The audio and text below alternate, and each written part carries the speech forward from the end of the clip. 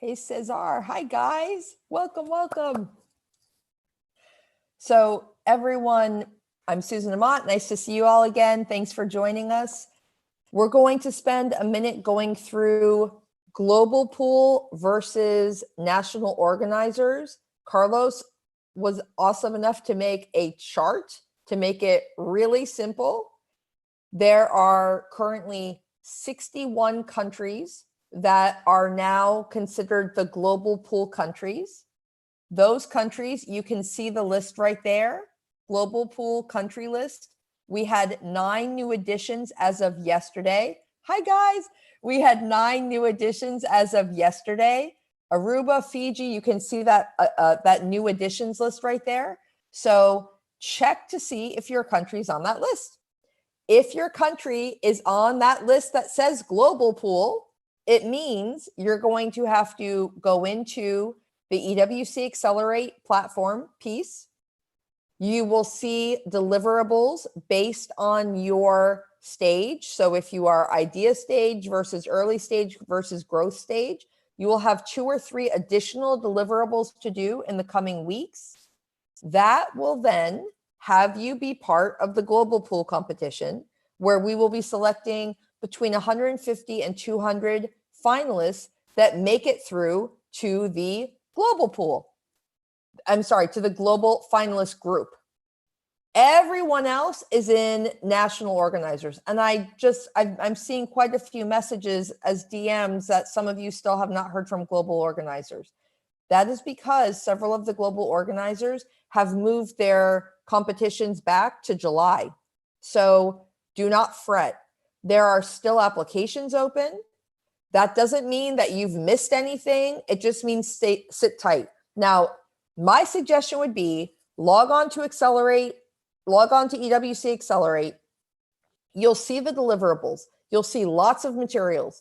All of those things are there to help make you as competitive for this competition, but most importantly, competitive for the real world. So this is your time to hustle, man. Work on customers, work on traction, work on getting better data to validate what you're doing. But don't just sit and wait for a national organizer to contact you, okay? Keep working on your business. So you can see right there in this chart, very, very easy to look through. You have your country list to know if you're in global pool. Everyone else, if your countries are not listed there, we'll have one more global pool list of countries in the next couple of weeks. If your country name is not on that list, cool. Work on Accelerate 1. It's not mandatory. If your country name is on that list where you've registered your country and entered your application for EWC, you have to have the Accelerate 1 deliverables completed in order to be considered as a global finalist in the global pool competition. I hope that answers your questions. We will come back to this later, but without any further ado, we're just thrilled to have such a wonderful friend of ours joining today. No matter where we work with Ouali in the world, it's always fun, magical, hard work for the entrepreneurs, which I love seeing. But most importantly, it's all about impact.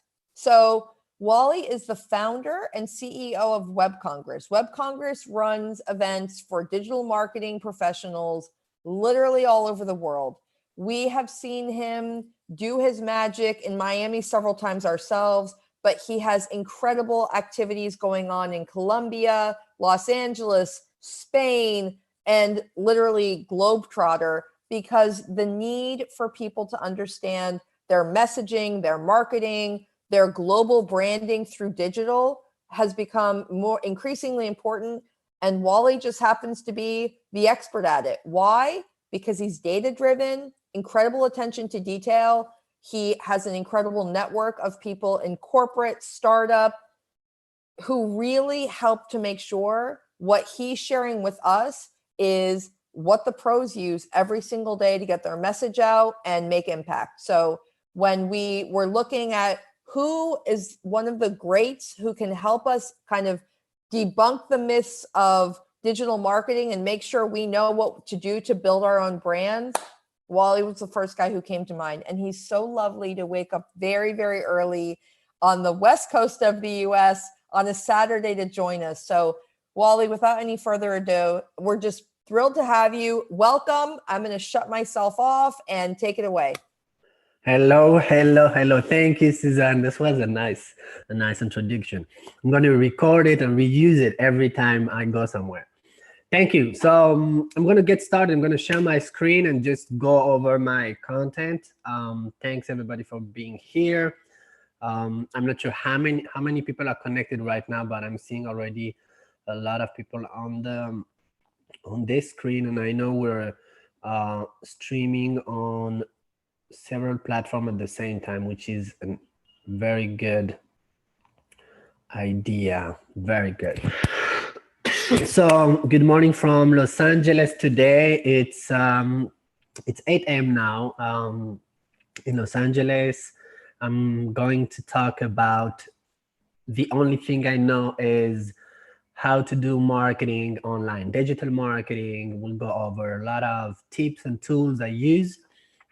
I hope you guys have time to ask a question at the end, and I'd be very happy to go over and answer any questions you have. Just go ahead and send the questions, strategy, technical, design, marketing, whatever, optimization, whatever you guys have in mind, okay?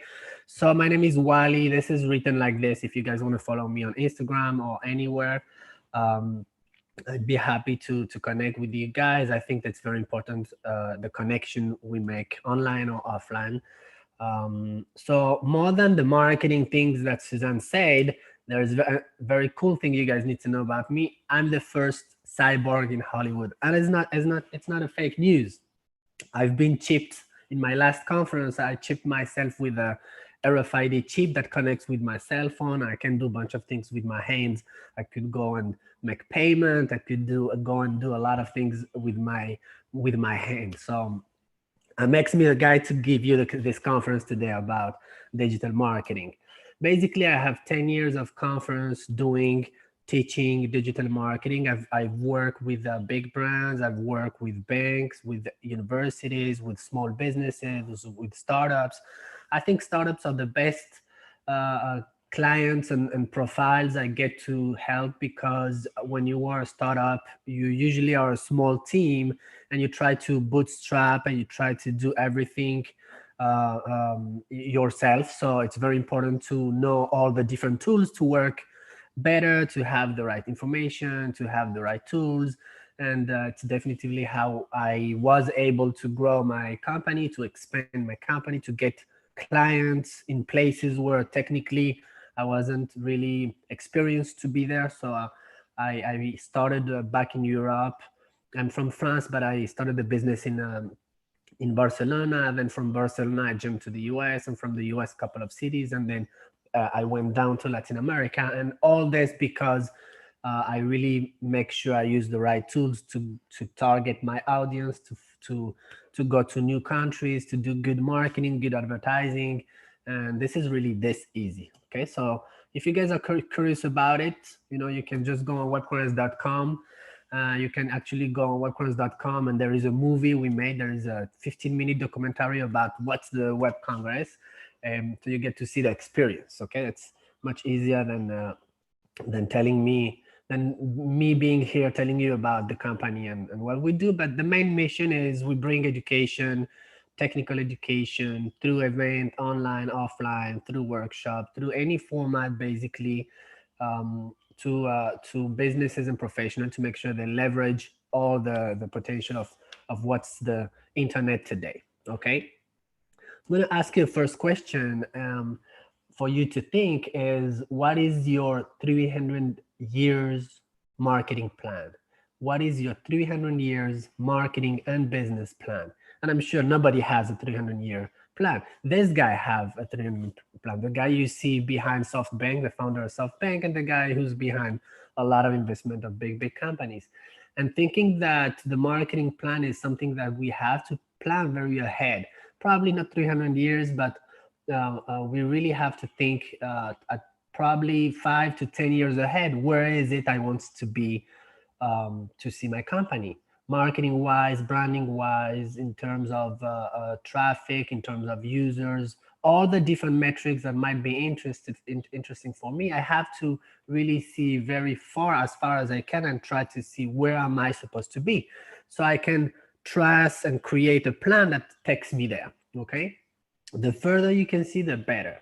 Instead of thinking about today's, this week's social media post, this month or next month's social media post, I'm gonna have to concentrate on where I see my business in a year, and 2 years, and 3 years, and 4 years, and what is it I'm supposed to do today to get there. So this way we don't lose focus, and this way everything we do, every tool we choose, every content we create is to help us to get there. Okay. So when I think about digital marketing and technology and I talk to entrepreneurs, that's wonderful, all the amazing things they're thinking, and I love to see the future, how it can be. Let me tell you that today is 2020. Today was the future we were expecting. And you all know what's happening right now for everybody in the world. So between the idea we make of how I am going to do marketing, how I am going to leverage the internet, how I am going to leverage technology, and the reality, there is always a huge gap, a big gap between the technology we have today, what the things we could do for our business, our startup, our app, our e-commerce, and the things we are actually doing. Yeah. And who's in between the technology available in the world and what's actually happening and delivering in the world? Us as people, us as marketers, entrepreneurs, developers, designers. And we tend to take decisions not using the right information, the right tools. We tend to not have a specific marketing plan. We tend to do things based on order of arriving instead of priority, instead of a strategy, instead of specific goals, instead of being user-centric, instead of being sales-centric. So then we end up with a website or an app or an e-commerce that kind of look good, but doesn't really work. It's not selling enough. It doesn't have the traffic I'm expecting. And this is kind of the Frankenstein of the website. Truth is, it's possible to do a very powerful website, an Amazon-like website, if we focus on the right things. If Amazon was focusing on branding only, reputation, content creation, traffic instead of sales, the website wouldn't look like the way it looks, even if they improved a lot in the branding right now. So now they're working on the design, now they're working on the branding, now they're working on all those aspects. But in the past 10 years, they only focus on what? Getting the right users, optimizing every single aspect of their website, gathering data about users' behavior, making sure they rank everywhere for the right keywords, doing a lot of advertising, yeah, making sure they get users, subscribers, then gather their payment solution, and so forth and so forth. So they've been optimizing the main goal, which is selling, being ready to be #1 e-commerce in the US. In this case, probably in many countries too. Okay, so we create the goal, the main goal, and then we're going to make a plan to get there. Okay, so humans are the ones in between the technology and then the final results, and we have to force ourselves to make a plan and just follow this plan. I'm going to be talking about different tools that might help you to do this today. Just a reminder, this is 100 years ago, the way we learn stuff. We sit, we write down stuff, and we listen to a teacher. Yeah, this is how we learn stuff today. Kind of the same way. This is kind of the same way. So we also have to find new ways to gather information. Well, today we're doing the same way in front of a screen from home, right? But we're probably still counting on very limited resources to get information for our businesses. This is going to be a couple of blogs. This is going to be YouTube mostly. This is going to be a couple of ebooks where we're going to have to force ourselves to really dig deeper and search the right information for my business, my reality, my region of the world, yeah, and then start solving the problems. For me, today, places like LinkedIn is the places where I actually do most of my work. So I don't spend much time on Facebook or Instagram or Snapchat or TikTok or any of the platform, because I know them from algorithm to features to different options I have, and I realize what it brings to me versus how much work I have to do to deliver to this platform. So I decided to focus most of my time and energy on this specific platform. Every single one of us, we should have our main place where we're going to gather our opportunities. It can be users, readers, clients, subscribers, buyers, to create a community depending on the different project you have. So if it's a social platform, that's great because it's going to always be feed with new people, new faces, new friends, bringing new friends in this platform. And this is very interesting, all the interaction we get. If this is from a search engine, say Google or Baidu or Bing or Yandex or the ones you use in your country, we're going to have, this is great because we get people that are not just in the crowd because they're interested, but they're really searching for specific information that I might be the number one or the best to provide. But I do have to do an effort that is more than just creating content. And social media, it's a place of interest. So I create content, and whoever is related and interested in this topic, they'll get closer to it. In search engines, I have to understand that people go at a specific point, search for something, and I hope I'll be there on the first page when they'll do. So I have to be more active. I have to do a lot of optimization work, a lot of keyword analysis, a lot of competitor analysis, a lot of content creation. And this is the place probably that I'd rather have more traffic coming from this specific place. Okay, so for us, because we sell digital marketing training for professionals, most of our traffic is coming from this platform. So I invite you guys to think about what's the number one place I should get my users, traffic, opportunities, and this is where I'm going to put most effort instead of diluting and spreading my work in all platforms just because it feels good. So number one advice I'll give you today, this is an advice I've been giving for probably 10 years now. This is a graph that is 10 years old. This is from the Google algorithm when it changed from being different server to being only one place data center where Google organizes information, not based on type of content anymore.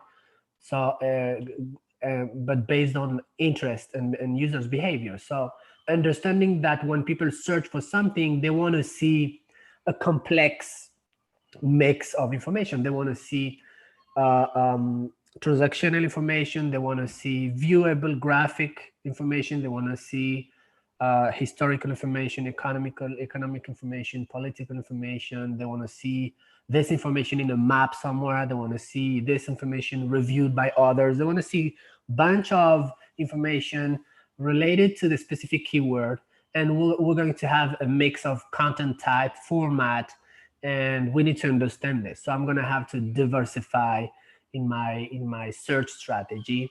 So I'm sure to get those people, whether they search trying to find a page to click, a picture to see, a map to zoom in, a news to read, a video or a podcast to watch, I'm gonna have more chances to be out there. Okay, different ways to be out there for those crowds. Number two advice for today, in case you guys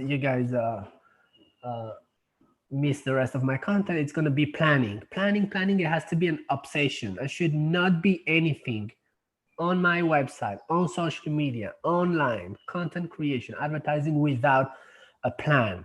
It doesn't have to be a complex mega plan for how I am going to make $1 million, get 1 million users. As a specific small plan for this small goal I'm trying to get. Okay, so this plan plus another one plus another one plus another one will be will end up creating our global, our main strategy for success, right? So if I'm trying to push a specific content or specific information, product, service, a video, for this one, for this specific action, I am going to create a plan. Plan being a process. Yeah, a plan is several steps, several actions I am going to put in motion to reach one specific goal. That's what a plan is. Yeah, sometimes we're confused with all those wording, plan, strategy, goals, KPI, and we end up just doing stuff without exactly putting order in our mind. So I'm going to create a plan. I'm going to make sure I reach the right people. I'm going to make sure I have some kind of action, interaction with those people. I'm going to make sure that I drive them to a place where they can convert into potential client subscribers, next step of commitment, and until I get them to a specific final stage of engagement, of finalizing transaction, feedback, information, sign up, download, whatever it is I'm trying to do. Okay, so planning everything, diversifying the ways we do things, it's going to be my first two advices. Okay, so how are we doing marketing today, still in 2020, in the where we live? We're still thinking in we're still focusing on being seen instead of being clicked. Yeah, we're still focusing on making sure we have created awareness. We like better to have a bunch of impressions on Facebook, and then after the impressions, we're not really taking care of how many people and who exactly and why exactly they clicked. Sometimes we don't even make it easier for them to click. Yeah, sometimes when they do click, we don't have a plan, a funnel for them to land and to see organized information and steps to follow.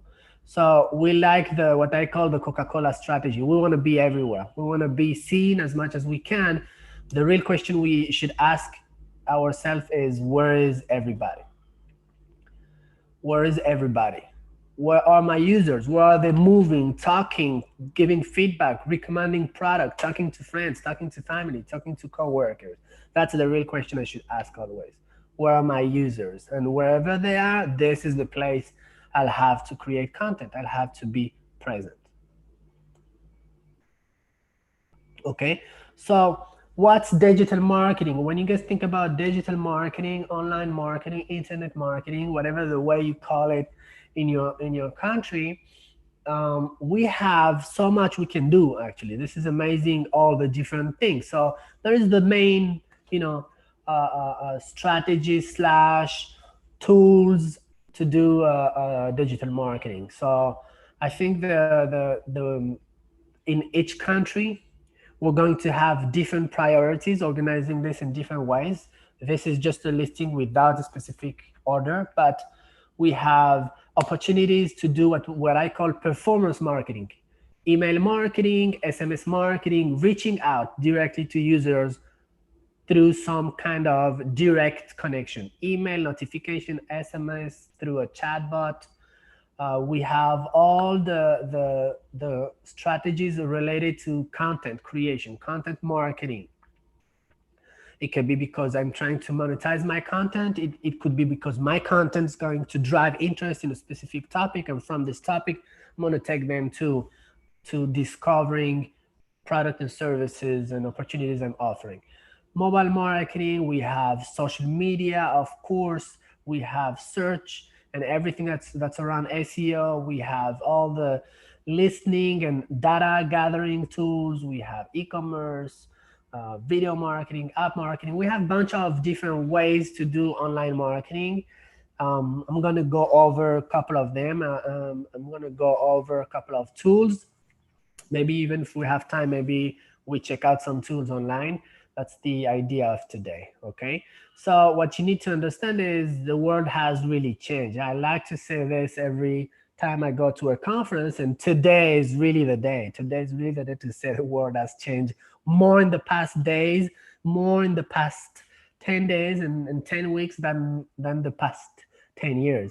But not only because of the pandemic we're living, it's especially because of technology. Finally, people are realizing the importance of marketing, technology, social media, content creation, being connected, being available, chatting with the user, responding quickly to our customers, giving proper feedback, creating well-designed email marketing, landing pages, newsletter. Finally, everybody is paying attention to the screen.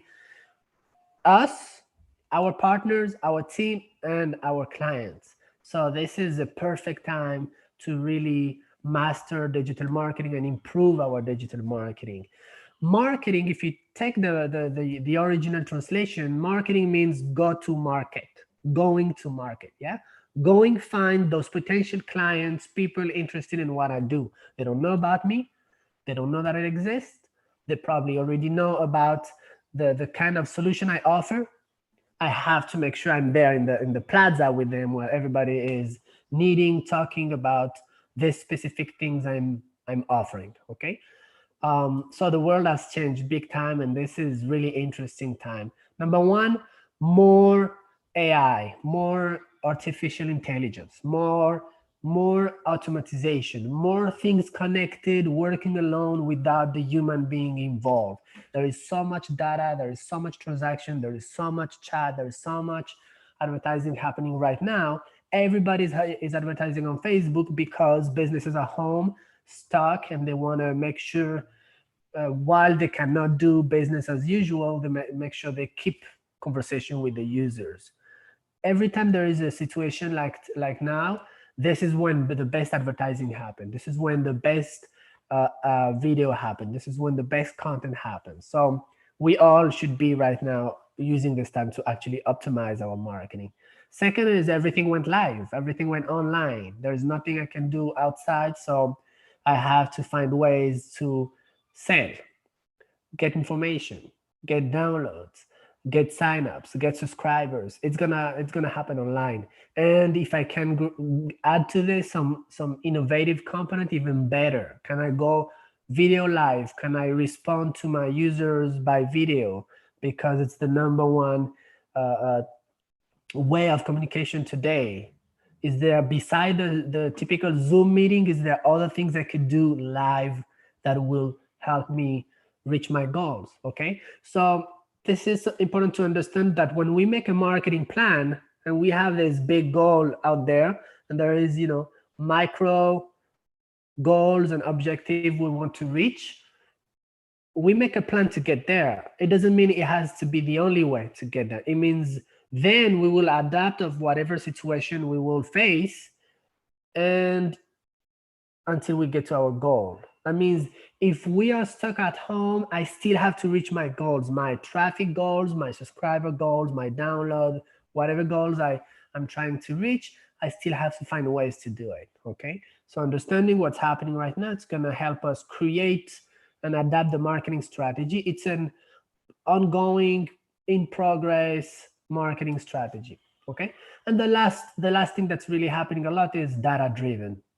Now than ever, we have no time and no place for just doing stuff, just being seen. We want to make sure every decision, changes, launches, advertising, content piece we make, it's because prior to that, we've seen information that let us understand that there is opportunity, there is changes, there is challenges for our clients, there is risks, there is things happening, competitors are doing this and that, the users are requesting these new features.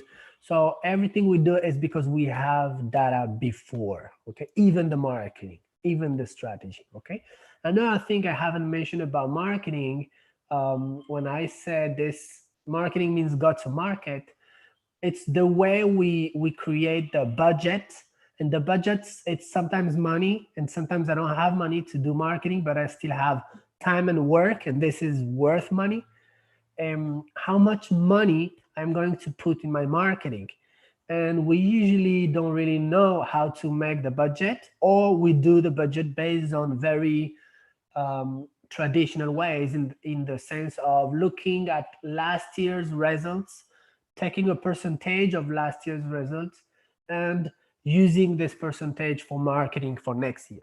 It's a big mistake, because if you had a good year last year, that means you have good budget, more budget for this year's marketing. But if you had a bad year last year, that means you have less marketing budget for this year. Guess what? In 2021, next year, if everybody used this strategy to create the marketing budget, they'll have $0 to make marketing, because 2020 didn't create enough money. So it cannot be based on that. You don't do the marketing budget based on how was last year. Last year was for last year, and this year is a different one, and next year is going to be again a different one. So I do the budget based on the goals I'm trying to achieve, how much growth we want, how much users we want, how much downloads, subscribers, payment we want. And then I go back to how much work, content, advertising, effort I have to do, and this will create the budget. This will tell me, to get there, you need to spend this much work, time, or money doing digital marketing, okay? This is kind of insane. I'm just gonna track always my content.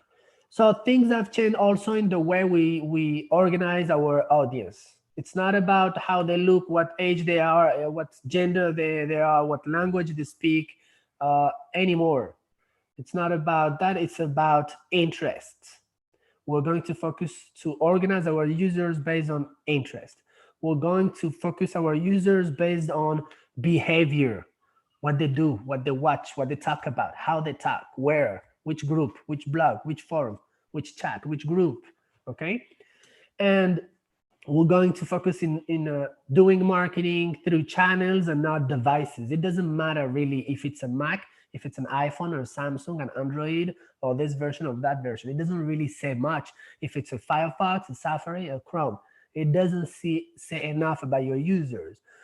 So if I look at the channels where they behave, if I look at what topics, keywords, and things interest them, who do they interact with, who are their friends and family, if I look at the behavior of content they like to watch, then I create hubs and channels of conversation that are very relevant to them.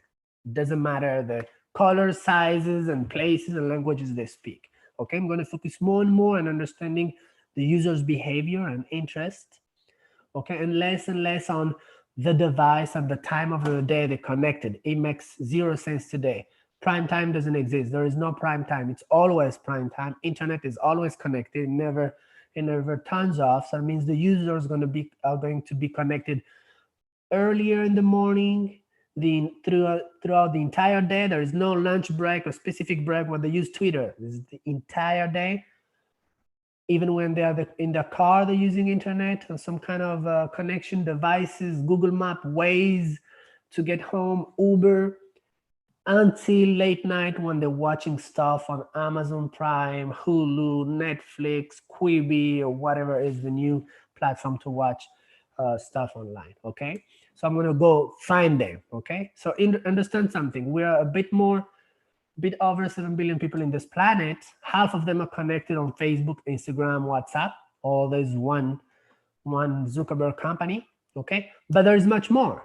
There's much more than the big ones. So I had to make the effort to not just stick to the big ones that I'm used to, the ones I'm used to in my country, but dig deeper and see what other places I have, what are those people doing in those different networks, yeah, and which one makes sense for me.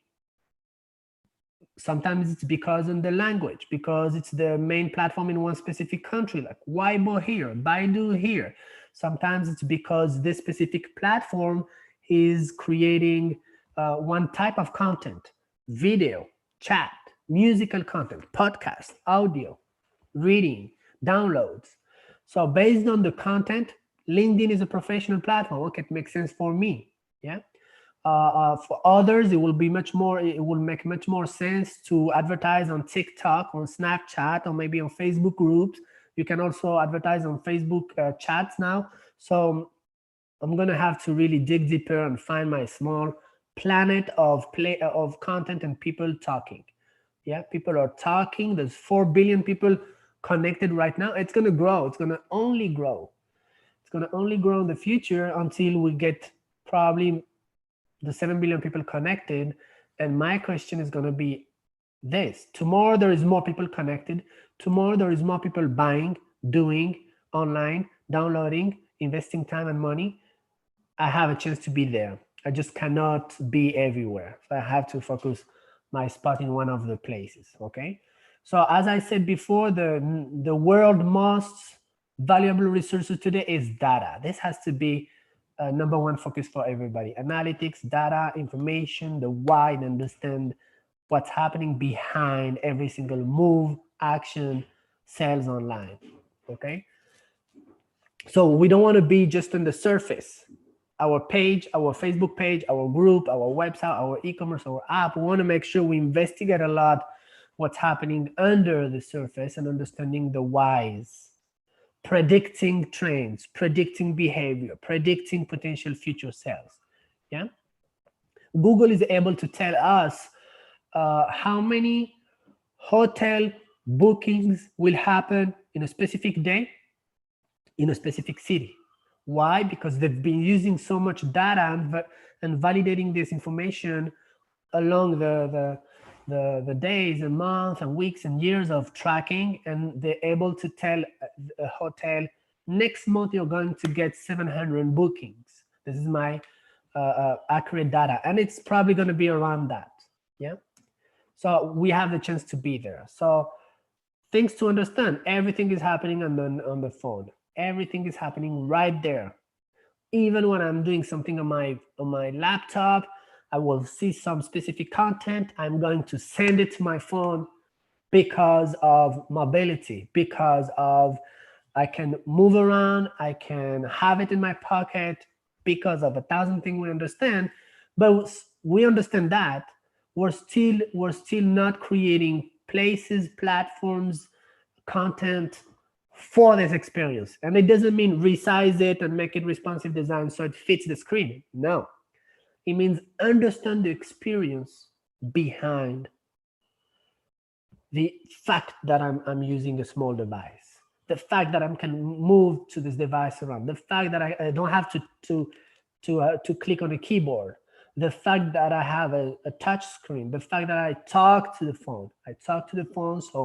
So how do I optimize my website if people don't write the keywords? They just talk to the assistant. Yeah. And once I have this done, once I have an amazing platform, there is one new app here in the US that was the boom right before coronavirus hit. It was the boom. It was the new thing with an excellent technology, an amazing user experience. It's called Quibi. It's a Netflix for only your phone with exclusive content, A profile superstar from Hollywood, amazing technology. So they had understood how this works, but they missed one thing: marketing. They haven't been out there. They thought just because they have the best technology and app and solution, and there's a lot of amazing superstar inside the videos they have, it's enough. Guess what? In the middle of a pandemic where everyone is in front of a screen, where everyone has time to watch stuff, everyone has energy and time and will to spend a couple of dollars if there is some cool new app out there. In the middle of this opportunity, Quibi went completely down. They haven't gotten the users they were expecting. They haven't gotten the downloads. They haven't gotten the sales. And they're asking themselves why. Yeah, the answer will be, it's because of the coronavirus. No, it's because you haven't been doing marketing to the right people, at the right places, at the right channels. And they had $700 million investment from big guys, from Alibaba, from a lot of big brands that put money in this platform. So they had all the ingredients, but one. Nobody heard about Quibi. Nobody understood what is it. Nobody was seduced. Nobody had conversation about it. Nobody had interaction with them. So why would I download this if you don't do the work of coming, talking, creating conversation, creating interest? Okay, so it's not enough to just make something that fits the screen and looks good and has the best tech. You have to go out there. 90% of your work as entrepreneurs, once you have your technology together, your platform together, you go live. This day you go live, the day you'll go live on app stores, it's going to be a sad day because you'll realize nobody's going to download beside you and your friends the app. Unless before you go live, you create a pre-launch marketing campaign. During the time you just launch the campaign, you go strong on advertising, strong doing a marketing, strong doing conversation, sending emails, sending SMS, sending conversation, and then you keep going. You keep doing this, right? This is your marketing strategy for the launch. And there is a marketing strategy to get subscribers. Then there is marketing strategy to retain subscribers. Then there is marketing strategy to make them buy. There is marketing strategy to make them buy again, buy more, spend more, come back, bring a friend. For every single thing I'm going to try to achieve, there is a specific strategy I have to make in place. It's not just going live and being online and being seen. Okay, so it's never an accident when there is a successful marketing strategy, successful viral advertising video, or successful e-commerce. Never because it just happened. There is a strategy before involved in that. Okay, it's never about the budget. It's not who has more money. Quibi had $700 million and they completely failed right now. No, it's about being creative. It's about using the proper resource. It's about understanding the users. The more I connect with them, the more I understand them, and the better I can actually bring some relevant offers to them, okay? It's about reputation. I have to prove that I am the best at this. I have to make the community say I am the best at this, okay? And engagement. If I don't have conversation, I don't get close to those users, and sometimes we just don't like it, we just don't know how to do it, I won't have no information. I will not get the information I need about my users. So I have to get close to them. I have to talk to them, especially when it hurts, especially when they're not happy, especially when they disagree, especially when they're frustrated. This is when I get the best information, the real data, yeah? So if you guys think about you going to a coffee shop somewhere, if you have a good experience, an okay experience, you know, you went there, you got your coffee, you sat for 20 minutes, you had your coffee, you talked to your friend, you left, you will not go online and give a review. You will not go online if the experience was, yeah, well, what expected. Of course, I mean, I paid $5, I'm expecting my coffees to come, and that's it. If you have an exceptional experience, you have an amazing experience, you weren't expecting this because they were so nice, because they personalized your coffee, because they remembered your name, whatever happened, you will probably go and give, you know, a 5-star nice review, a quick, you know, on Google, on Yelp, on Facebook, because they've been very nice. And if you had a very bad experience, frustrating experience, customer, the coffee was cold and the payment and everything went bad, you will also go and give feedback. So people give feedback when emotions are very high, very good emotions, very bad emotions. If it's in the middle, they won't go and give feedback. So I have to interact with those guys whenever they talk to me, because I know they're here or they're here. They're very happy or they're very frustrated with my product, my app, my e-commerce, my services. Those guys, once I make them people I talk to, I make them ambassador. Even the one that's very frustrated, if you help someone that's frustrated, you make them then someone part of the very happy group, okay? And they bring more people because they have a stronger voice, okay? So instead of focusing on us, our page, our app, our Facebook, our Instagram, our platform, we need to go out there. We need to get out of our Facebook page or our landing page. We need to get out of there, and we need to go wherever there's people talking, interested in stuff I do. same target group, but they just don't know me. I have to get out of my space and go where the opportunity is. Yeah. If you have 10,000 followers in Instagram, wonderful. There's 10 million out there that might be interested in what you do, and you have to go get them. Of course, based on the ways the algorithms are set up on those platforms, you won't get access to those million of people interested in your product unless you advertise, unless you spend some money on those platforms. This is how they're set up, and this is how they make money, of course. Yeah. You can be creative, you can, work a lot and go in groups, go in comments, go everywhere, and leave your link, give your participation, but it's not gonna be ever enough to get access to everyone that's out there that might be interested in your product. You have to advertise. Doing marketing today, doing digital marketing today, 50% of it already means spending some money doing advertising. Okay, it doesn't have to be a lot of money. It could be $1 a day. Every day I spend $1 on Instagram, $1 on Facebook, $1 in different places, just to get 200, 300, 400, up to 2,000 people I can reach with $1 a day. So if I do it properly, right content, the right information, very interesting, creative, personalized information, I create from my team every day for $1, and I get up to 2,000 people. Guess what? Those 2,000 people might become 400 visitors. Those 400 visitors might become 300 users. Those 300 users might become 200 signups. Those 200 signups might become 100 lead. And those 100 lead might become 10 buying, paying clients, users, subscribers. Yeah.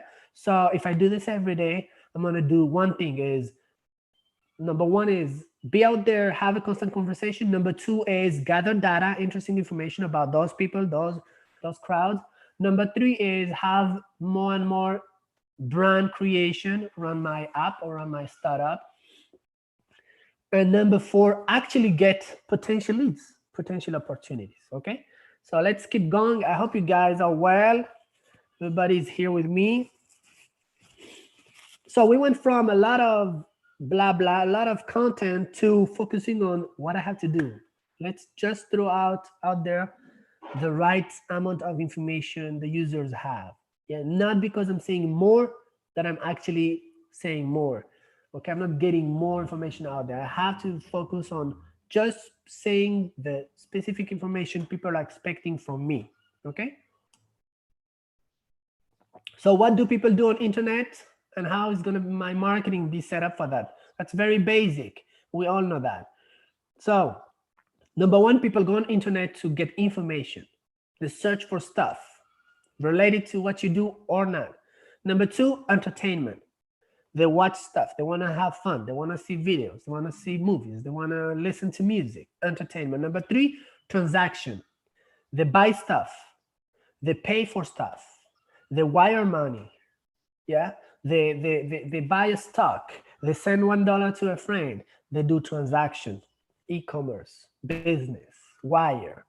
Number four, communication, chat, TikToks, just talking to friends, just sending stuff on WhatsApp, on WeChat, on whatever platform people like to use, communication. Number five, working / education, business, professional, career, learning new stuff, yeah, doing work, being productive. So they're working. Number six, being creators. Everyone now is a creator, content creator. I publish content in a blog. I publish nice videos. I like to publish videos about what I cook. I like to publish videos about my skills, publishing content. I like to republish political news about the president, publishing content. Every user out there is a content creator. So now I have to think about, how do I leverage this? How do I create a marketing strategy knowing that those people actually create content? Could they talk about me? Could they spread the word? Let's see that. And number seven, mobility. I do stuff on maps. I go from places. I use my phone with me somewhere, or any devices, wearable devices, to move around, go to the gym, go to work, in the car, in the bike, it doesn't matter, running. Okay, people move around. So that's the seven main thing I use the internet and the technology for. So my marketing will have to feed this. There's a moment where the people are looking just for information. I'm not ready to buy it. Other where they want to be seduced and entertained. Other where they're actually ready to buy. They want discount. They want offer. They want specific, clear information. Other time where they want to have conversation, communication, chat. Then there is the moment where they work. It has to be work-related, professional use, educational use. So I have to create educational content too. Number 6, when they become the journalists, they become the ones creating content. And number 7, when it gives me mobility, I can do things while I move around, okay? So how do I win the game? Well, I have to create, number 1, a very strong brand. People online have more hard time to connect with one specific brand. You don't buy on Amazon because you love Amazon. You buy on Amazon because it's quick, it's fast, it's efficient, it works, it's secure, and they deliver quickly. Yeah. So I have to work on my brand. It takes time before you build a brand. Number 2, data intelligence. I have to gather data. I have to have some kind of tool to have information about my users constantly. It's not enough to have data for 1 week, 1 month, or 2 months, or 7 months. You need 2 years of information about your users to start to actually see things. Yeah, you cannot compare the month of December with the month of January or August. You need to compare the data of the month of December with the data of the month of December from last year. This is why you need 2 years. You need to compare the data of the month of July with the data of the month of July last year. Okay, you compare Monday with Monday. You compare 9 a.m. with 9 a.m. You don't compare in the same day. Well, we had more traffic at 9 a.m. and we have less traffic at 7 p.m.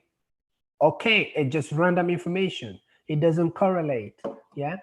Unless you find a reason to connect those timing, you have to compare same period. This is why Google Analytics is set up a way for you to compare periods. This month from last year, okay? So data, and the more I get, the better. And I have to get started quick because I need 1 year, 2 years of information about my users, the same user, 2 years of information. Customer relationship, I have to have a CRM. Call it Marketo, call it Salesforce, call it LinkedIn Sales Navigator, call it HubSpot, call it the one you like to use out there. Customer relationship, I have to have tools that let me connect with the customer, gather information about the customer's behavior. 4, create original content. And this is a big challenge.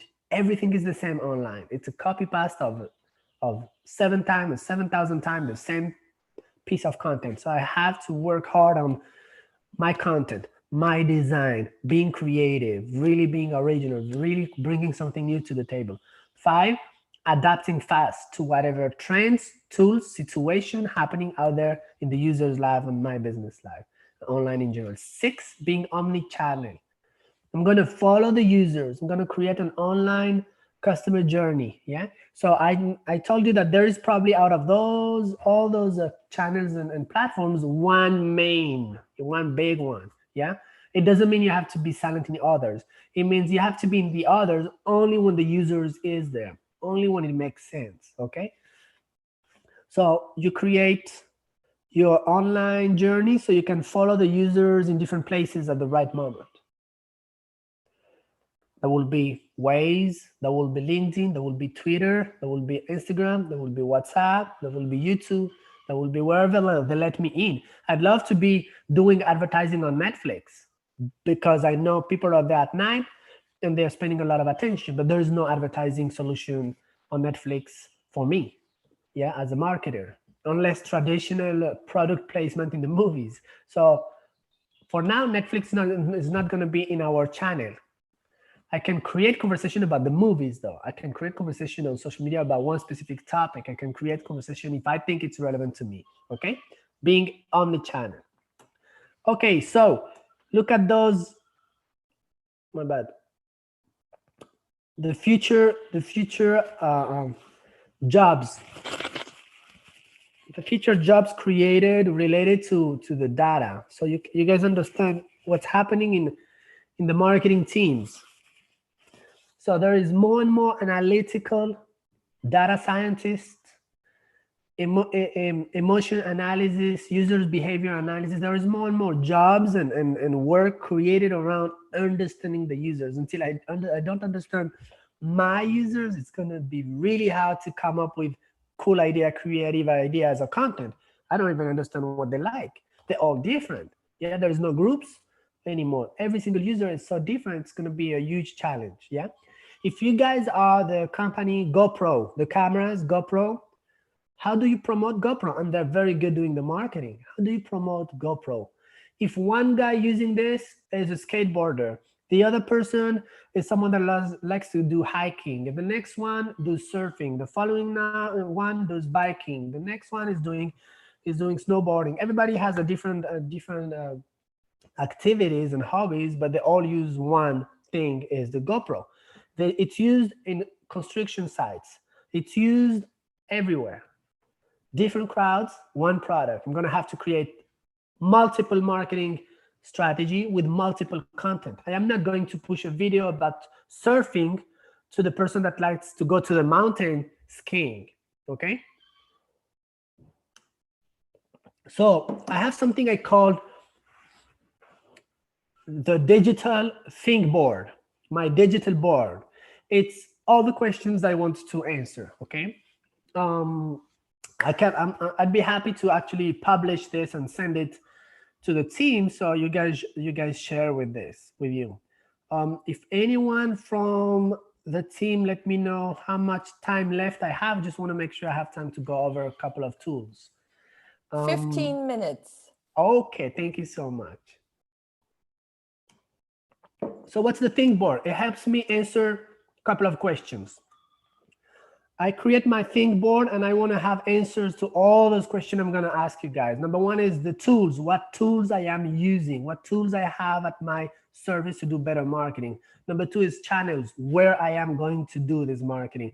Number three is content, what kind, type, piece of content I am creating or I should be creating. Number four is metrics, what are the key metrics I am going to watch to actually see if we're doing well, if we're progressing. And number four is tactic. What is the actual actions, the specific things on Instagram, on Facebook, on Google, on YouTube that I will be doing, okay?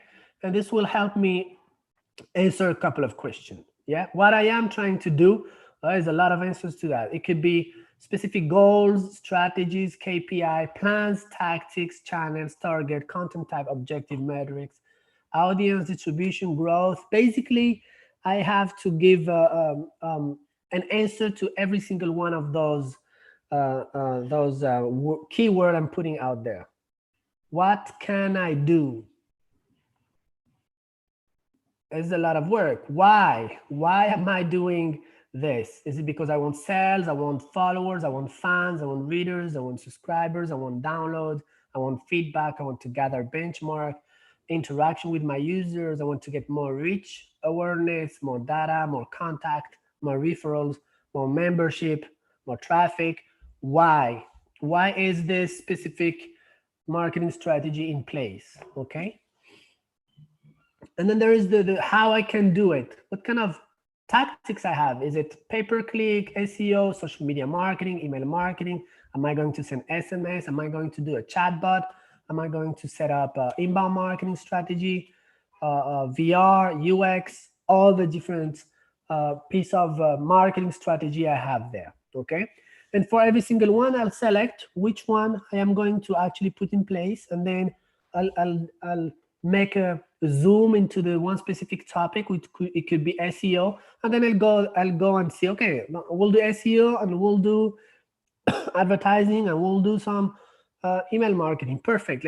Let's zoom into that and decide keywords, places, optimization, tools. I need to go get my Google Search Console and set up everything properly. Is it advertising? Which place? What kind of content? What piece of content I am going to push on those platforms? Okay, and then I have a simple formula that helps. I use in my team. My team is number one, we decide on goals, then we do investigation, Then we come up with a first strategy. We do a lot of measurement, a lot of analytics. Then we perfect our audience targeting. Sometimes we end up with a couple of audiences, and then we create content for those audiences. So this is like the ingredients. We just, like any recipe, we just make sure we put them in the right order, so it actually come up like a nice final recipe. Okay, so when I'll send you this, when I'll share this, you'll have a couple of cool tools I have, but I'm going to go over quickly some tools. Okay, there's tools to help you do social selling, and my favorite tool for that is LinkedIn. To do social selling, meaning what is social selling is nurturing a conversation, a relationship on social media with the goal of getting a final sell, action, conversion. Okay, so platforms like LinkedIn, or platforms where people are there for educational, professional relationship content creation. Okay, so social selling is really interesting for that. Places like social media, of course. So as I said before, everyone has a story to share. So I think the content has to be an obsession for you guys. There is a tool that I love. It's called CoSchedule. It's a tool that helps you create your content calendar. All the team together in one place, all the marketing, different goals and strategy written right there, and then we create content. Each color, it's going to be matched to a specific goal I'm trying to achieve. Okay, so content planning is really going to make it successful. If I match content planning in the future together with live content, with whatever is happening exciting today, I'm going to have a plan that sustains my conversation in the future. And then I'm going to have the organic, fresh content, trendy content of whatever is happening today at our business. Okay. And remember this, content, it's not just posting memes, pictures, PDF, infographics, and videos. There is 113 type of different content. Think about it. There is over 100 different type. There is maps, there is GIF, there is lists, there is so much things you can create. Force yourself to think, wait a minute, there's 100 type of content out there. We're just using 3 or 4, the usual video and pictures. Let's actually sit and see what are those type of content, and which one match better my strategy, my target. Yeah. And then we're starting to have a better funnel of content creation. Probably, of course, video are always the big stars. I like to say internet is video. It's watch. There is a new one. There is a new trend that's very interesting, which is let's call it podcast, audio. Yeah, just because I don't have to, it's booming because I don't have to stick my eyes to one screen and get stuck there, and I cannot move and understand the story if I'm not watching. The audio gives people the ability to be working, walking, running, cooking, and actually listening to content. So Spotify launched something that's really cool, which is the audio advertising platform, which we all have advertising on Spotify, but we didn't know if I can go and spend $10 and be on Spotify. So now there is a place called the Spotify Ad Studio, where you actually, every business can go and create advertising, audio, Spotify, and geo. That means I just want to target this specific neighborhood in Los Angeles. That's the place I want to advertise because my crowd is right there. Okay. Facebook has created an entire ecosystem for creators. You see that we stopped saying influencers and now we're calling them creators. So YouTube has the YouTube Creator Studio. Facebook has the Facebook for Creators, and this is ecosystem they both created to help us create content and make money out of it, monetize our content, which is quite fantastic. Okay, I'm gonna go over a couple of things. When I think video, I think one of the growing and biggest trend is full screen. People, when you have them in an immersive experience where the entire screen is taking over, there is no notification, there is no click, there is no other things to see, but there's full content. This way or this way, you really get the user's attention. This is a good time to say something important, right? and what I call the multiple step piece of content, video or pictures. If you take people to a carousel of videos, which is first picture or video, second picture or video, third and fourth, and people actually swipe and they'll follow your story. So this is a pieces of story, like a small Netflix show. The last one, the last piece of information has a much higher engagement rates, and this is the right time to sell. This is not, you don't want to sell at the first impact. You want to sell at the last impact. Even if there is, you went from 10,000 people seeing the first picture to only 100 seeing the fifth picture, but those 100 are very, very high quality profile, and that's the ones you want to push promo code or push advertising opportunity. Okay, so video is great for many reasons. So there's platforms like Wistia, YouTube. Even if you want to create your own mini Netflix, there's tools for that. There's Vimeo OTT. They bought a couple of startups to do this. So you basically can create your Netflix, and you can be on people's TV if you want, or people's online desktop, and have a subscription platform. So video is in all forms, live video, in all forms, as soon as you create this piece of content. The place and the channels you will choose based on budget and based on the user, the target, and the places they are, the language you speak, and the main platform used in a specific country. Okay. And then there is advertising. So the organic content is when you push content on social media or anywhere else without having to directly pay. You still pay with time and work and people.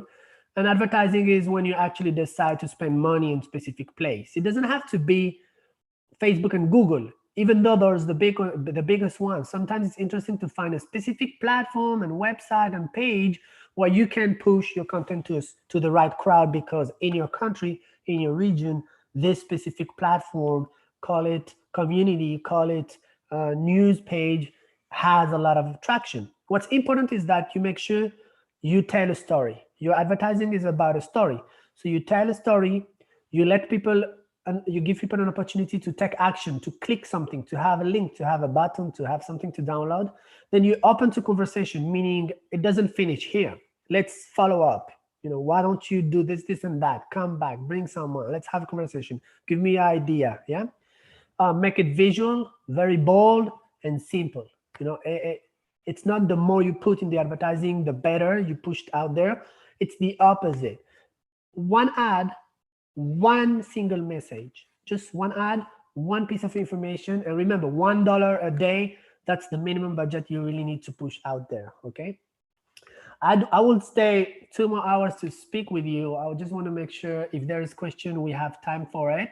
If not, you guys let me know so I can keep going a bit in a small slides I had about advertising. Yes?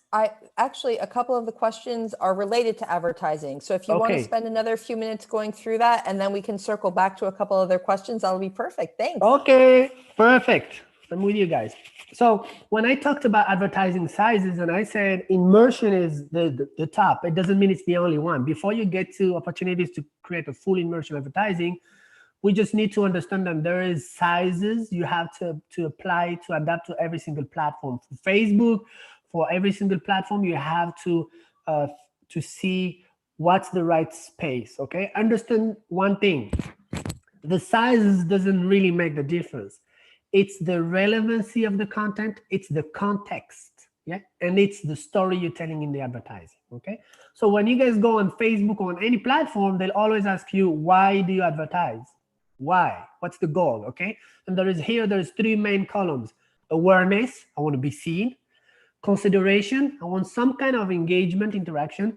Conversion, I want sales. Okay. That's the main 3 blocks. I want to be seen. I want interaction. I want to sell something. Every single one have micro objective that I can decide on. And then based on that, I will start creating my story. So if I want to do awareness, for my GoPro camera, I want to do awareness. What does awareness mean? I want to be seen. I want people to see beautiful pictures. I want people to see videos. I want people to know we have a new version of the GoPro, a new version of the app, a new version, a new product, a new offer. It's just this. And what I will see is the numbers I will get back are not emails or names or phone numbers, I will get reach. How many views? 100 million people viewed your ad. Did they like it? We don't exactly know. Did they interacted? Not much. Did they click on your website? Probably not. Did they buy a product? Certainly not, because it's not the goal. And when you decide on the goal, the algorithm and the way Google is gonna, or Facebook is gonna set up the advertising is to help you actually achieve this specific goal, okay? I like the one in the middle, which is consideration. And this is when I think it's always good to have a first conversation before you ask for sales, for money, for credit card, right? So there's a couple of them. I think my favorite out of all of this is probably the messaging, the last one. People click on the content because they're ready to talk. Let's have a conversation. Once I have them in the chat, this is my job then to take them through a process to have them sell.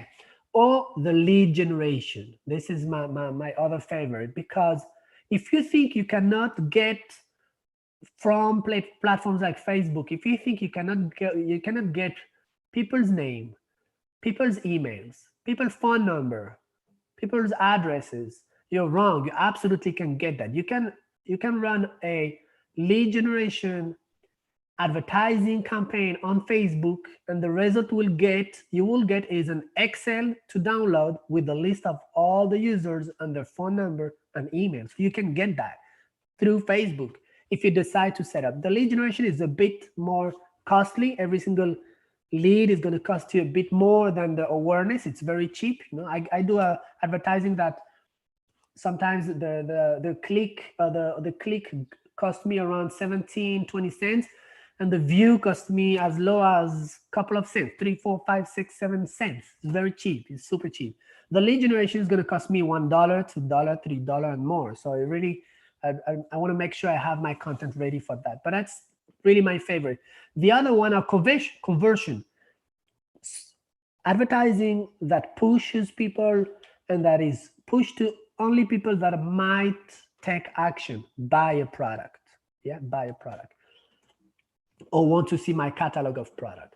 Okay, so advertising on Facebook, you guys have seen this. As I said, I like the carousel because it's a multi-step. So I take people through a story, and the last post is going to be the one that really is pushing a specific information. And I think we're not leveraging enough this platform. I think we're not using all the tools. I'm going to just push here bunch of different features that Facebook have, and we don't even use them, leverage them to help us understand better the audience before I actually do advertising. I can do through Facebook, advertising on Facebook, on Instagram, and also advertising on what they call the audience network. All the other websites out there, a lot of them are news website, apps, gaming apps, dating apps, social apps, chatting apps that uses Facebook technology to run ads. That means you go on Facebook, you pay advertising on Facebook, you set up advertising on Facebook, and you end up in Tinder app, and you end up on a gaming app, you end up on a social app from other guys on other platforms that they use Facebook technology. So you actually can get to much more places just using more all the features Facebook have. And we're gonna be, we're already able to do advertising on Messenger, chat conversation, on groups, and more is coming. So I invite you guys to go over, this platform, specifically Facebook and Instagram, and to see all the different ads.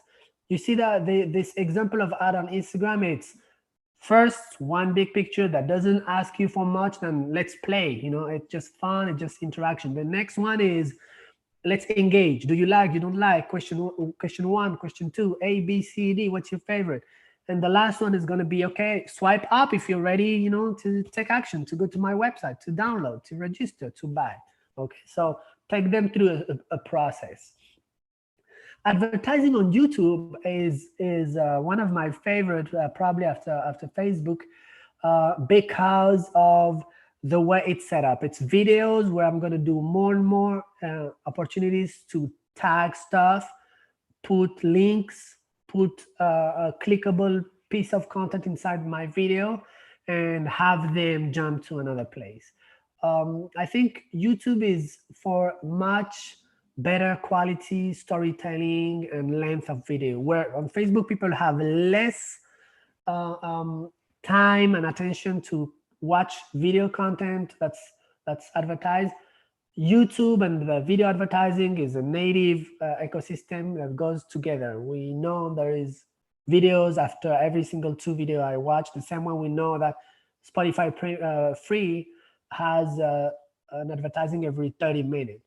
So if the video is not just a bombing and spamming, it's storytelling, it's well designed, it's well targeted, it actually makes sense for me. You know, if I'm a guy that likes this specific product, music, and you create video related to my world, I might actually be able to interact with you. And then there is the world of Google advertising, which is probably the number one we want to start. Why? Because creating video is not easy. It's you know, it's work, it's production, it's creativity, it's design, it's post-production, it's so much to do, while Google is still today, 40 years later, searching for a keyword, clicking on a link that's the most relevant one based on Google algorithm and the trust we have on Google. So I think this $1 a day, this idea of spending just $1 a day, you should end up spending on Instagram and on Google. If it makes sense in your country, that's the cheapest places we can do advertising right now. And there is other places to do advertising when there is based on the countries, but Twitter is very interesting if we're trying to get quick information. You know, it's not a place for long storytelling. It's a place for giving the minimum information people need. That's if you see this, it's on 3 months of premium for $1 upgrade. That's it. That's the end of the story. There's nothing else to say on YouTube. So just give the information out there. Yeah. I like Snapchat a lot for all the new creative advertising they have. They have the premium content. They have your filter advertising. They have the lenses, branded lenses. They have advertising in the discovery, like the Instagram discovery. They had stories advertising. They had premium commercials, completely much more creative than the others. The others are kind of traditional, but they're still the main player. I think TikTok, Snapchat, all those new platforms, they're bringing actually ways completely different. This is not advertising, actually. This is just brand relationship. This is a brand having a relationship with the users, and the users enjoying this relationship because they can have a cool filter, a cool lens, and they're not telling, hey, buy my product right now. They're telling, remember my brand, use my filter, use my lenses. It's not gonna sell me any more Coca-Colas, but it's gonna be creating a relationship with my users, which is very powerful in the long term. And then there is places like LinkedIn. It's very, I think, similar to Twitter too, where you can create more educational content. I think this place is for, hey, did you know statistic, specific information? Are you interested to download this? You know, would you like to get this specific promo code? Yeah, this is not the place to post your most funny advertising. This is the place to post your more interesting, educating, inspiring information. Yeah. And then based on the countries you guys are, there is of course other places, but it's always the same. Yandex, Baidu, Google is keyword optimization, keyword relevance. Whoever is more relevant because of their optimization, content, tagging, titles to a specific keyword will be the one pushed on SEO, and whoever is going to spend more money will be the one promoted in the top. Okay, so the search versus of Baidu, of Yandex, of Google versus the social advertising. Social advertising is a lot more around storytelling and visual graphic content, and the other one, the search, is much more about relevancy, keyword, and budget spend. So the more money you have, the better on search. That's for sure. But you also will learn how to optimize what we call the CTR, the click-through rate. The better you do advertising, the less it's going to cost you, and the higher you're going to be. So you have to learn. And what is a good advertising for Google? It's an advertising that people search for a keyword, they see the ad, they click the ad, and they don't abandon the website immediately when they open the ad. They actually realize this website is very relevant, even if it was an ad, to what I was looking for, and they stay there. They click inside the website. They navigate inside the page. Instead of opening the ad and immediately, before even 3 seconds pass, you close because it doesn't feel like the place you want to be. This will actually lower your click-through rate. So working on the quality. Yes. I have had the joy of getting to spend weeks at a time with you doing these trainings. So I know how much detail there is, and we've barely scratched the surface. So we are definitely going to book you again very soon because the questions are pouring in. So let's find a couple questions, and then I'll answer some EWC questions, guys. So through one of our Facebook channels, how do you determine which digital marketing strategy is most effective for your product or company to work out, and how much should it cost the company? So you kind of touched upon these things, but how do you even start deciding which social platform might be the best one to start testing these things? You see, I think the way all marketers work is by testing, meaning we do spend money on Facebook, on Instagram, on Twitter, on all of them, trying to adapt to their specific sizes, format, and algorithm. And then we get the data. As I said before, it's not just deciding that or thinking that this one is the best. It's actually verifying. Yeah. So I spend a lot of time on Facebook for years, on YouTube, on LinkedIn, and then I just check out the results. Which one brings me more clients? There is basic insight. I'm supposed to do a bit of research to understand in my country and region and in my industry, where are the users? Are they on TikTok? Or nobody of my crowd is using TikTok? Are they on Facebook or LinkedIn? Yeah. And then what's the kind of product? If I'm selling vegan cupcake, it's probably not going to happen on LinkedIn. Yeah. If I'm selling a $10,000 a month software, it's probably not going to happen on Snapchat. So there is, of course, those basic filter I have to apply, but then it's testing. That's why I like the idea of just spending $1 a day in each one and see how much reach for the same story, the same content, the same advertising, how much reach I got in every single one. And then dig deeper. Why? Who are those guys? Are they actually the ones I want? It doesn't mean because I got less reach on Instagram than Facebook, that means Facebook is better. No, maybe the people I got in Instagram are less, but are better. That's exactly the crowd I'm looking for. So I have to do this work of analyzing. Most people do the following thing, Suzanne. They spend money on advertising on Facebook. They get some results, click, views, and awareness, and they jump on the next one. What they should do is stop there, go to the boring Facebook analytics insight and report of the advertising and read it, understand it. Who came to the ad? Why? Age. Do they own a house? Do they own a MasterCard or a Visa or an American Express? Do they live in this specific neighborhood? Do they go to this specific school? Do they buy online classes? All the information Facebook is going to give me will help me understand, okay, those guys look like the right target I'm trying to get. And then I will go back and spend again. There's another thing you can do on Facebook, which I like, is first organic, meaning I post organic and free content on my Facebook, and then I check out which one had more success. So if I had 5 posts this week, once a day, I will analyze which one was more successful, just got more interactions, likes, or just more views. I will take that one and I will spend $1 or $10 on this specific post to boost it, to promote it. So if every week I decide on one post out of all the organic, the most successful one, and put some money on it, I will get probably 10 times more traffic just because I put some money. Yeah.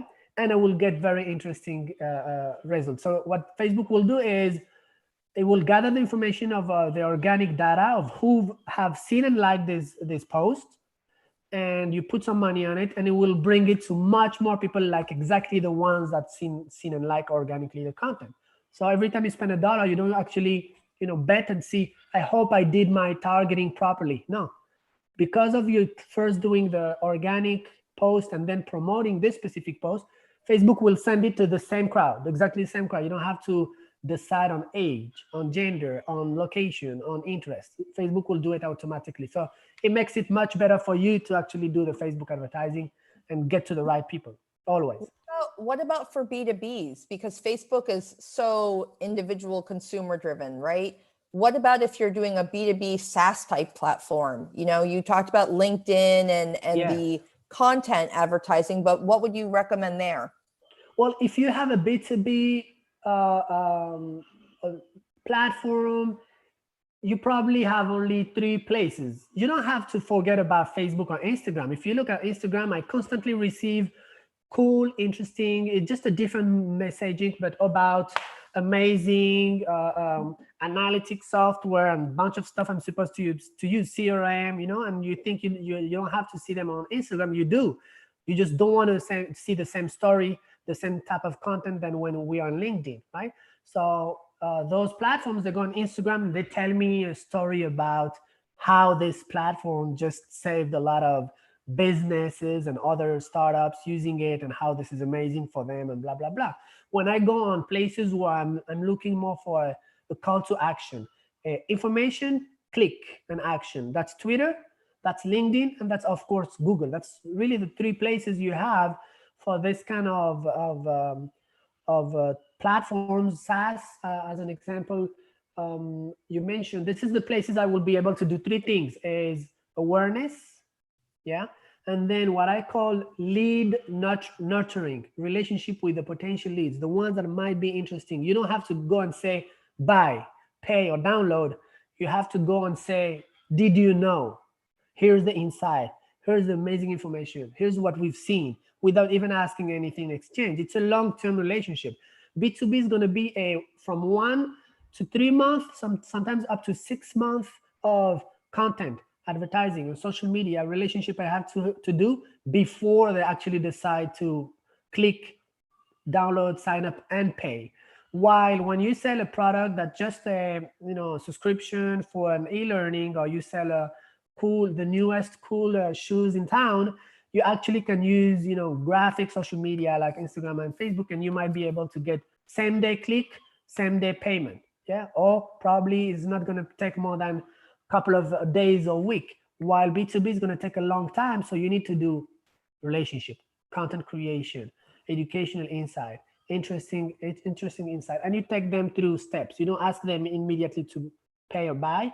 You ask them to try, you ask them to give feedback, you ask them to download, you ask them to register to a webinar, a live, give me your email, let's get started this relationship and talk about how this specific tool can be amazing, and then you'll bring yours at the right moment. Yeah. What are the key contents required in a striking website in digital marketing?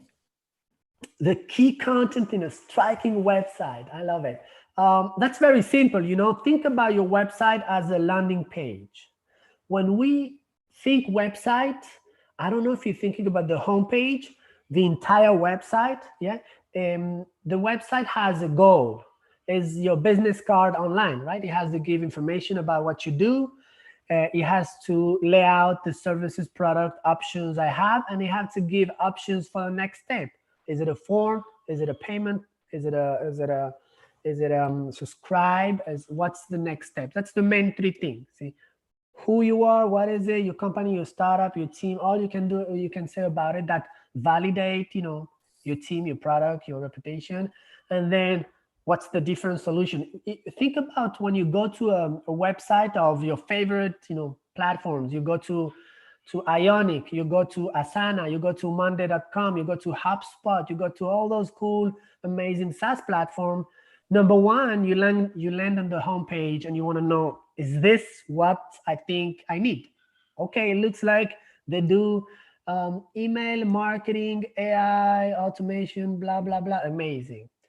The number 2 things you will do is directly, you will skip all the rest. You will directly go on the menu and click on product, services, solutions. You click there and you want to see the 3 options they have, the 10 options, the product, the services, the software, the actual software they have. And number 3, you probably will jump on who is it for? Is it for me? Is it for the hotel industry? Is it for Is it fintech? Is it education tech? Who is it for? Is it for me? Is it for me as a person, as an industry, as a job position, as a user? And then you'll jump to pricing. That's the 4 pages you'll check, right? How much it costs? Is it per user, per month, per year, per what? How much it costs? And then you'll, for fifth space, you'll take action. You'll take action, which is I will open the chat, I will sign up a form. Let me tell you something. Your website has to have a live chat. Today, your website has to have a live chat. When we have people coming to our website, they'll see the website, they'll see the video, they'll see the cool stuff. Yeah, we have product, we have services, we have a sign up form. We have all the way possible for them to contact us, even our phone number, WhatsApp. The only thing that really works on our website, because it's B2B, is the chat. They open the chat, they want to talk to someone, or someone that looks like a human, because it might be 4 a.m. in your place when someone is contacting you from New York. So you have to have a chat. Is it a chat with half of it is bot, half of it is human? And most of our contact right now at WebCongress comes from the chats. I realize the live availability and conversation is very important. People want to ask, hey, do you have pricing for enterprise? Hey, do you have, is it a monthly, or do you have, they'll ask about price, they'll ask about specific features. Yes. This chat can be connected to a lot of data you have, so it will answer information about based on the pricing, the data you feed the chat. So it's kind of easy. There is a tool I have here in my list. When you'll get that, I made a list of a lot of crazy tools. There is one I like. It's called manychats.com. And there is another one, a competitor, chatfuel.com. And the third one, drift.com. So I gave you the 3 main, so you decide and you choose based on your preferences. They all do the same thing. Integrate in your website an amazing, powerful, smart chat that you can respond as human, or you can program a lot of smart things. It is really helpful. That's number one. And the rest is your website has to comply with what I just mentioned. Give the information, give them the solution you offer, and give them an opportunity to interact with you quickly, easily. Last question. What do you think about email marketing? I love it.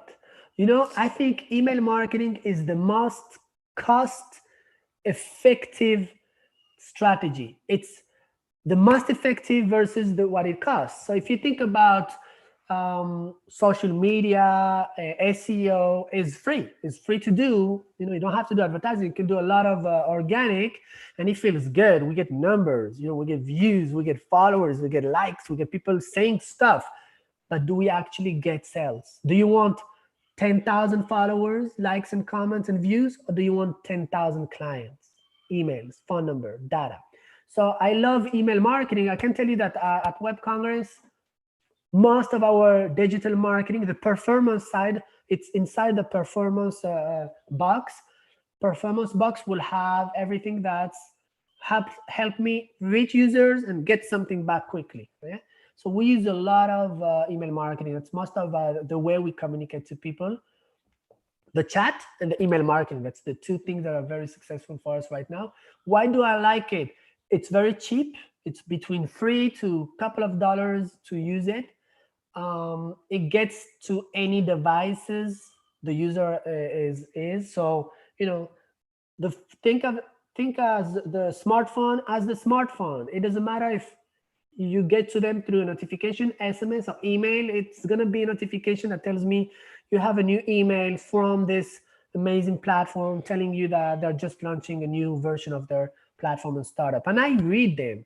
I get the information of the SaaS platform, startups, apps, and blogs I like from email first. So email has very cool things because of the price, and it's effective. We're not using it enough. We're not leveraging this enough. It has more and more data intelligence behind. I can now integrate animated videos inside the email. I can do a very, very intelligent email. Think about your website. Let's say you have 10 categories, 10 products. I'm an e-learning platform, right? I'm a Udemy, Coursera kind of. People go to my website. They subscribe. I send them an email about the main 5 category we have courses about. They click on data analytics. That's what they like. They click once here. Then I put them immediately in a group of people interested in those kind of topics, and I create a new newsletter. And I will probably follow it with some social media advertising related to this specific topic. And every time they behave in a certain way, I create a new funnel, a new rule of email marketing, and they always will get emails that are absolutely very relevant to what they have been doing before in my email marketing. Yeah? And email marketing is a very good way to connect with your CRM because you have their email and data. You connect with your CRM and you have very interesting data. When I send a brochure or PDF or something like that through email, Gmail or newsletter, what I want to know is not if they open the email only. And this is going to be based on a nice creative title I created, a email subject. I want to know if they downloaded my PDF. I want to know if they scrolled through my PDF. I want to know if they went to the page number 7, which is where we have our pricing. And I want to know if they spend 1 minute, 1 second, or 7 minutes on my PDF. So this is going beyond just the website analytics. This is digging into people's email, what they're doing, what they're downloading, if they're seeing my brochures, my content, and I know they're ready. They're ready because they've seen my content a couple of times. They opened the email 7 times this week. So this gives me a very interesting insight. This client is ready to buy. What can I do to get closer to him quickly? Is it a promo, discount, conversation, video, content, yeah, phone call? And then I trigger other interesting. So the email is going to feed all the social media and the other actions. And I think it's a very, very efficient way we should be using more. Yeah.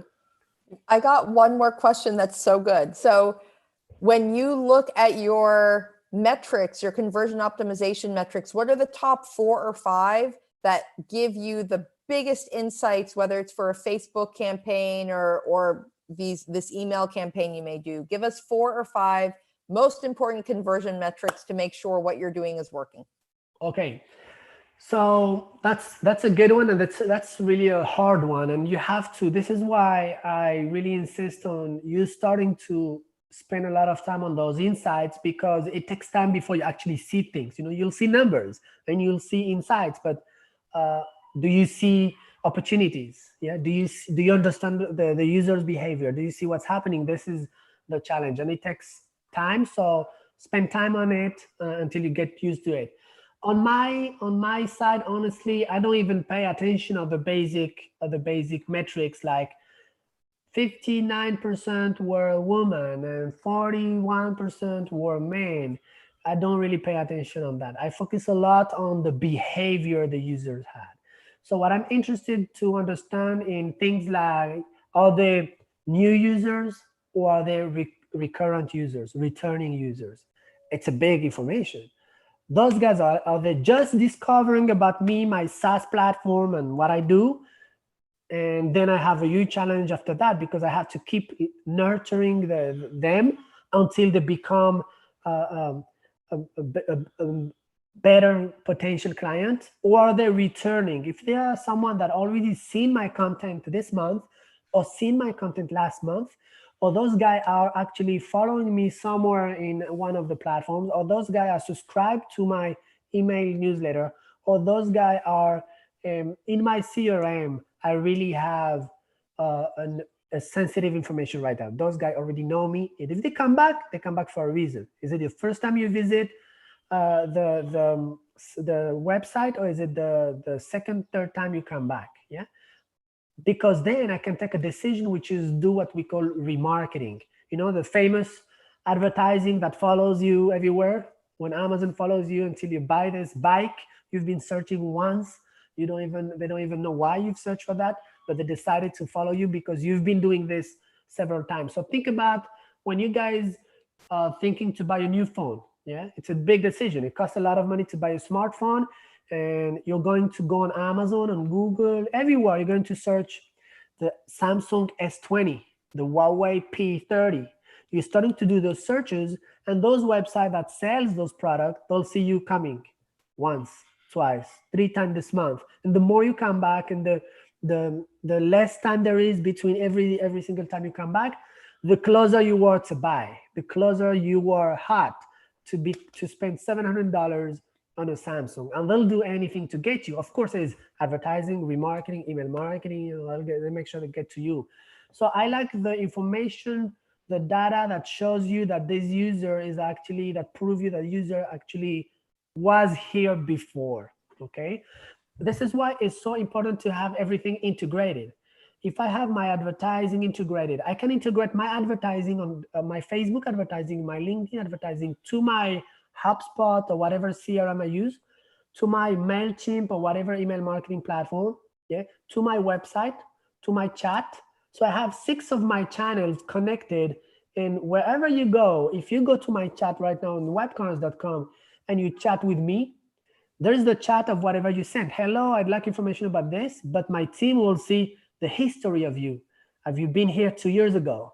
Have you bought something? Have you downloaded an ebook I published 7 years ago? We know everything. So when we talk to you, we have very valuable information. This kind of data is much better than just generic information about the users. Yeah, are they new or are they returning? That's key. And then I like to look at events as actions. As I said, there is the awareness, they've seen me, and there is the final click, download, conversion. So the closer I get to an action that takes me close to this person's going to buy, the better. If I just stay in the general metrics, I'm just in an ocean of people that might actually be interesting in my thing, but then nothing else is happening. So my advertising, I have to stop doing advertising just to be seen, a lot of views and awareness, and I have to force my advertising to get action. So if I tell people, what do you think about it? Would you like to talk to us? Call us, click here and call, tap and call, download this and tell me, send me a video response, or click here to chat to my team, or comment below. If I ask people to do something, I'll get more people doing something and I'll get better information. So I'm going to take them slowly to the actual buy my service, buy my solution. And I said before it happens, it's going to take time. So the history of this user is interesting, because is it a new user that's been here for a day, or it's been here for a couple of weeks and it's getting closer to be a buyer? And is it someone that's doing very basic actions, like just viewing a video but not taking any action? Or is it someone that's actually following the process you created? For this, you have to create the process. If you just put a cool video out there about the demo of your solution, they just lost them. You have 10,000 people who've seen them, but you haven't given them a chance to say, okay, now I want to engage with you. I want to ask you, but this thing does that. But can I do this? Is it translated in this language, or is it integrated with this and that? So you take them to a conversation. If you don't invite to the conversation, you want to have enough data to see if people are getting more and more interested. Yeah. Well, Ouali, as usual, you go way above and beyond, making sure we all are thinking about how much our current things are lacking your expertise. So it's always wonderful learning, and we're always so happy to see you. Enjoy the rest of your weekend. Go out and enjoy the sunshine and stay safe. Miss you, and hopefully see you very, very soon. Thanks again on behalf of the whole EWC team. It was awesome. Thank you so much. Yeah, thank you so much. I'll send you a couple of slides. Talk again very soon. Okay, bye. Bye-bye. Good luck. Thanks. Well, guys, there's a couple of questions we have pending. And Carlos, if you can put up the nice little slide you made explaining Global Pool, I think that'd be really helpful for some of the people who came later. I saw a question, was Ouali an applicant last year? No, Ouali has been somebody who's been working with my team for a decade, and he is amazing, one of the top digital marketing experts globally, and we were so happy he could join us today. Every session we do with him is really intense. We actually got to spend literally 2 weeks with him on the ground at the beginning of the year. He did 40 hours of training in the 2 countries we've been running accelerators in, and every day was like just your mind exploding with opportunities. So I'm going to spend a minute again on this Global Pool situation, because Some of you may not know if your country is global pool or not. The full list of countries, 9 additional ones were added yesterday. You can see that on the left side of this slide. So if your country is not there, you are likely to have a national competition being planned in your country. Why were applications pushed back? Because of COVID, quite a few people were having challenges planning out what they wanted to do for their campaigns, for applications within their countries. So we moved the applications back. Now, one of the nice things is those who are in global pool, we're going to start doing evaluations in the next couple of weeks. So global pool competitors must have their EWC Accelerate 1 materials submitted ASAP. Why? Because we're going to start reviewing them the first week of June. And we're going to start the first cohort of companies to go through that for our virtual accelerator. It is going to be awesome. So over the course of the summer, we're going to have 400 to 500 global finalists selected from all over the world. Some will come from global pool, some will come from the national competitions, but we'll be running 3 different sets of 6-week accelerators. The first one we're going to start towards the end of June. So this first group of global pool applicants that come in, we're going to start right away. And it's going to be focused on you selling, you growing, you continuing to build your businesses. We have amazing mentors from all over the world who have been going through interview review processes with my team to pick the right ones and make sure our mentor matches are great. So we really couldn't be more excited to get this kicked off. So I also read, what if you don't have a good camera? Use your phone. We'll have your deck.